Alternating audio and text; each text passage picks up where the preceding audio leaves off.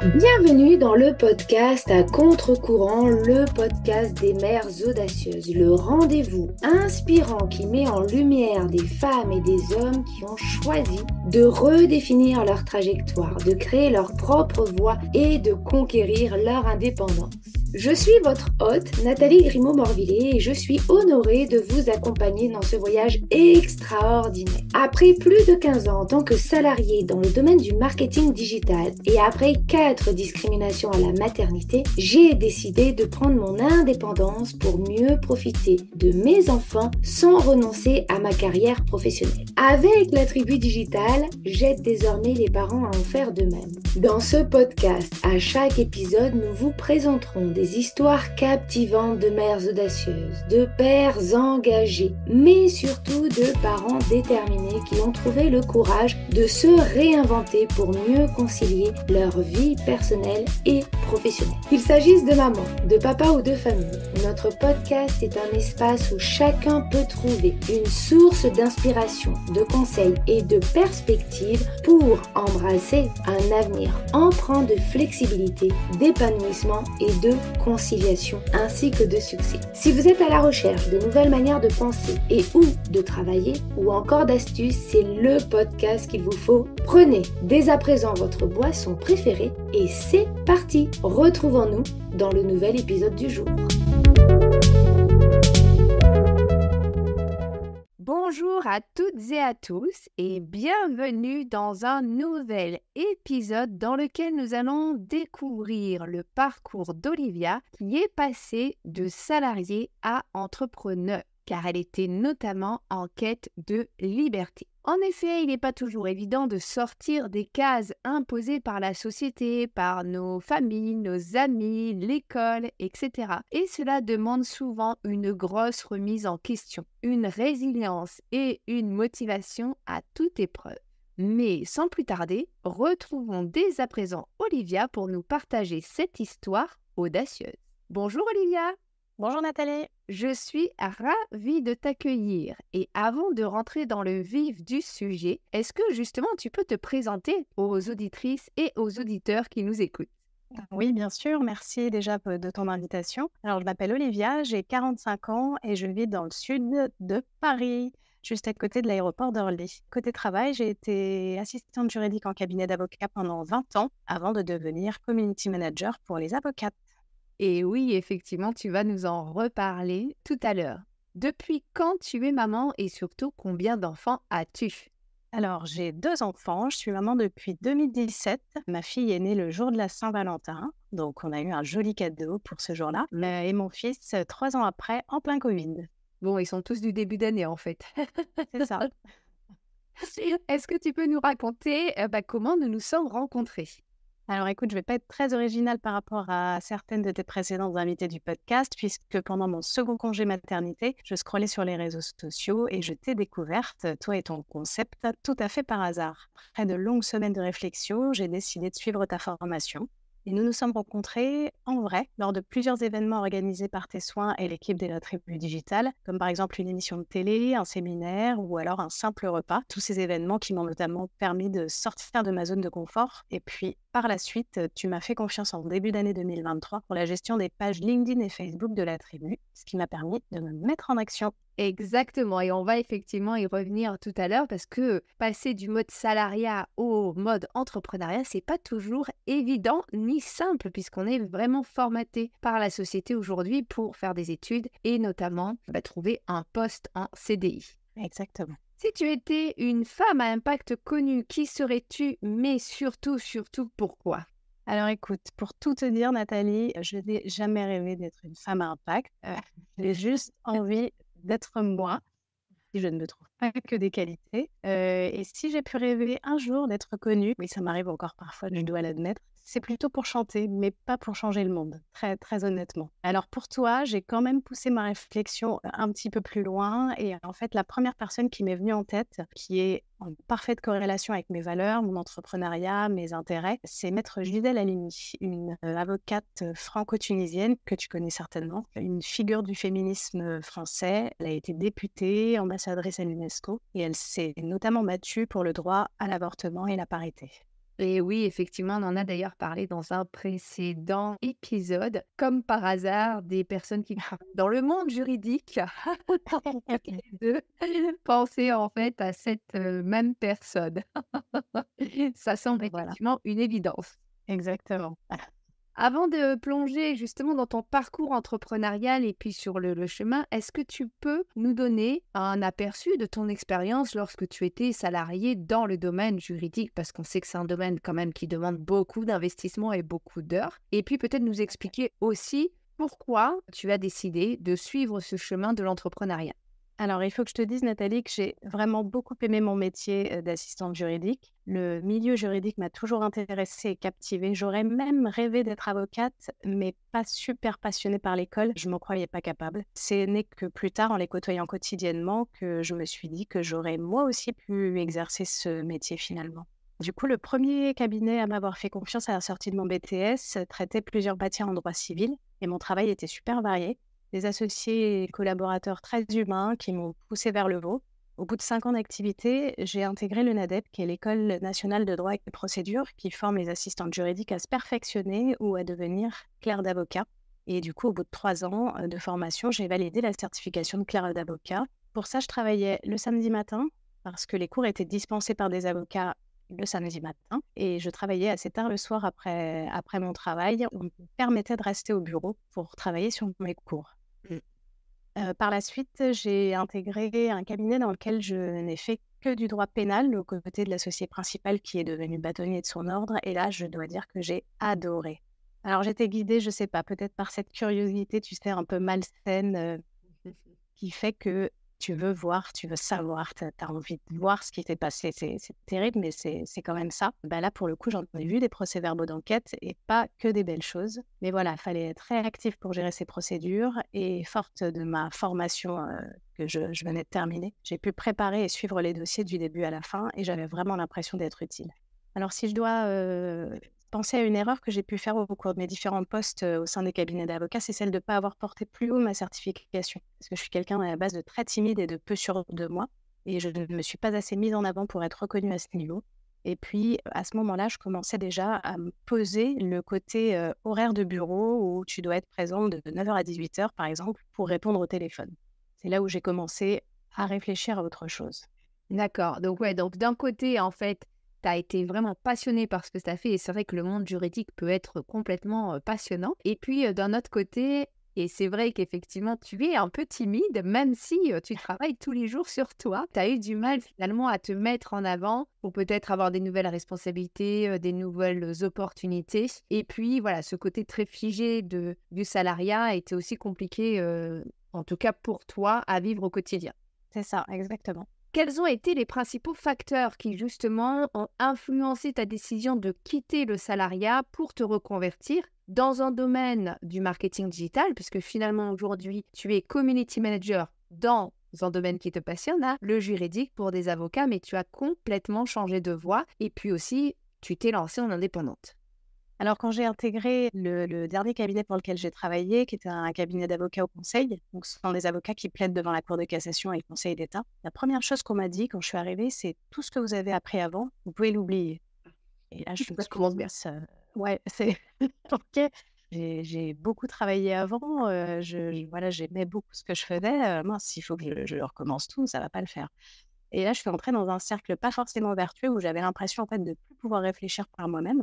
Alors c'est vrai que les procédures devant la Cour de cassation sont complètement différentes aux autres. Les enjeux sont super importants, mais ma réflexion et mon intérêt étaient intacts et je suis restée motivée. Malgré tout, après quelques années, j'étais toujours surveillée, chapeautée par les assistantes les plus anciennes du cabinet qui connaissaient tout par cœur et qui savaient tout beaucoup mieux que tout le monde. Et puis on était aussi sous l'emprise de patrons un petit peu trop paternalistes. Et là, j'ai vraiment décidé de prendre mon envol pour un peu plus de liberté. C'est à ce moment-là que j'ai pensé à l'entrepreneuriat, mais pour faire quoi? Grande question. Voilà. Et donc, la tribu digitale a alors pris tout son sens à mes yeux et je me suis décidée à m'inscrire à la formation. Ok.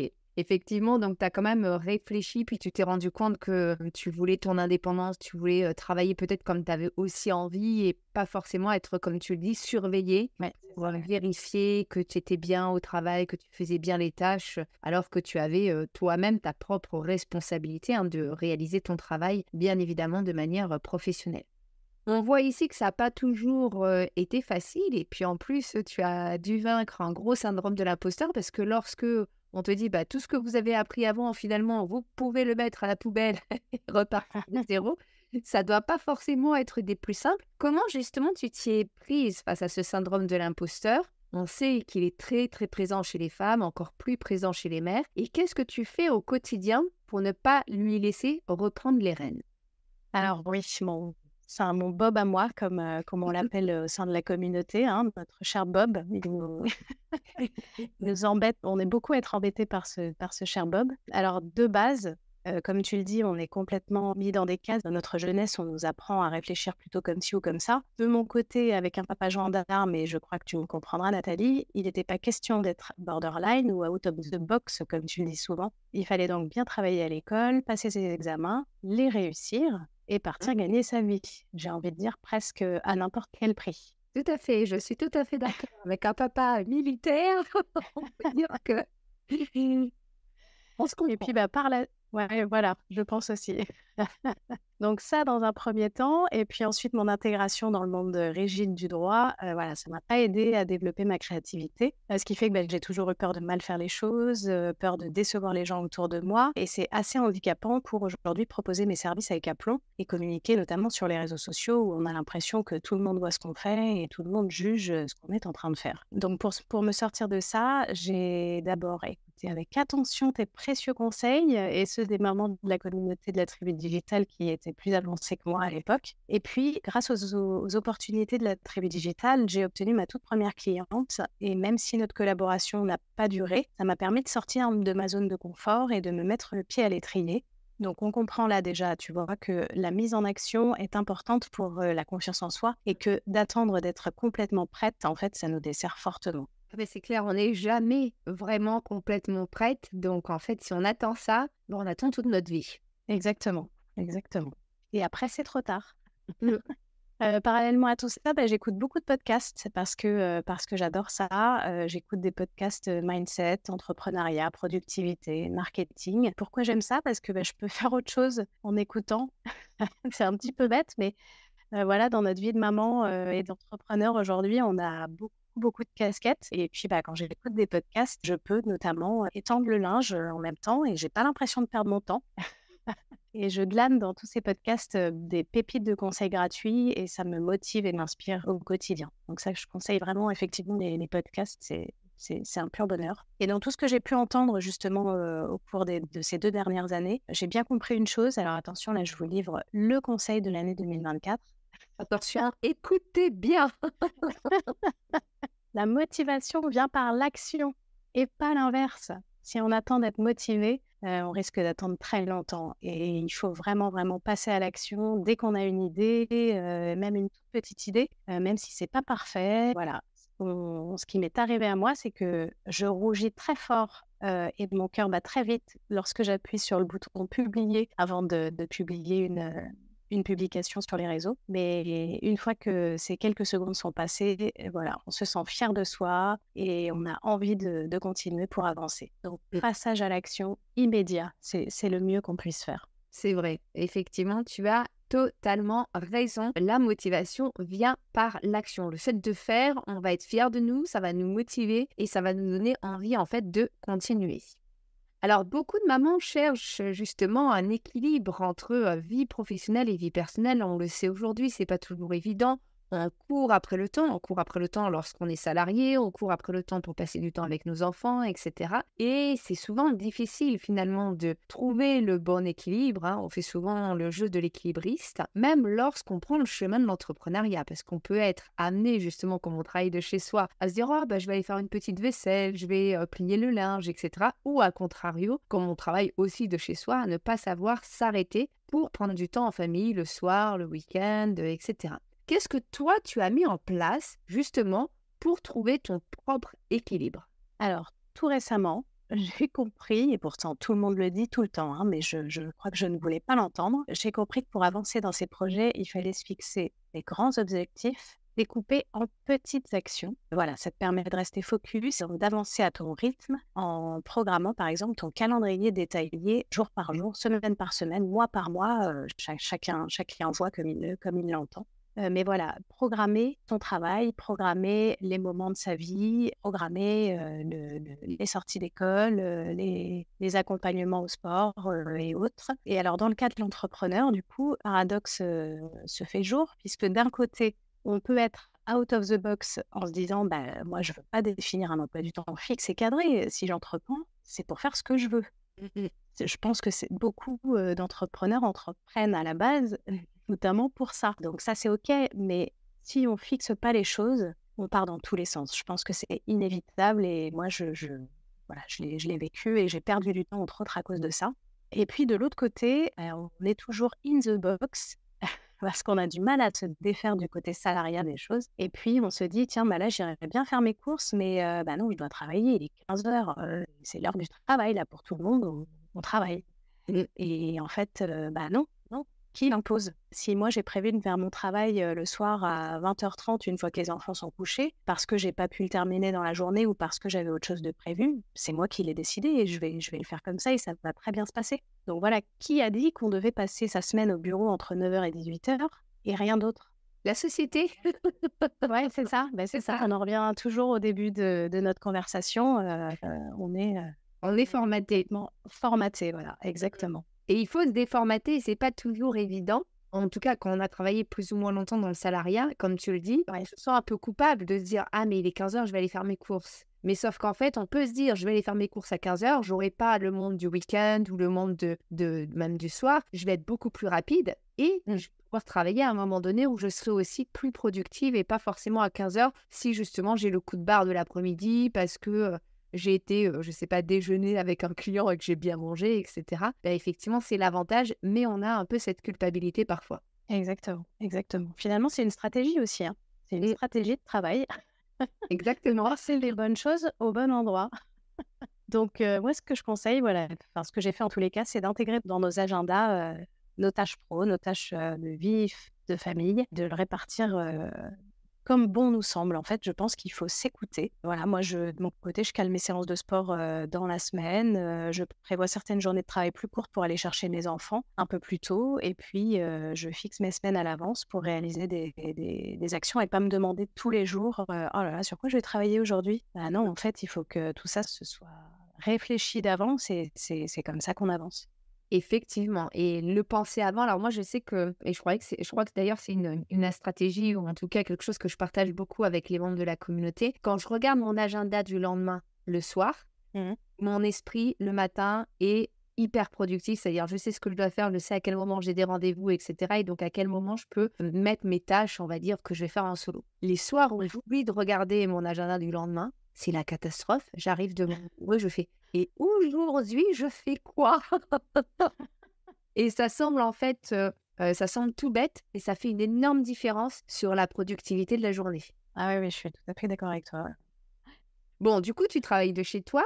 Comment ta famille, elle, a intégré le fait que tu travailles à domicile? Et donc, il y a des moments où bah, maman est disponible pour être maman, et puis il y a des moments où maman n'est pas disponible, puisqu'elle est concentrée sur ses activités professionnelles. C'est marrant parce que ça me fait penser à une petite anecdote qui s'est passée du coup là pendant les vacances de Noël où j'étais en famille. J'ai la chance que tout le monde me soutient. Voilà, là-dessus, j'ai beaucoup de chance. Je n'ai pas de paroles négatives sur ce que je fais, voilà, ou de contre-indications. Non, tout le monde me dit vas-y, fonce, tu vas y arriver. Donc là-dessus, c'est formidable. Par contre, je pense qu'ils n'intègrent pas effectivement que je travaille réellement.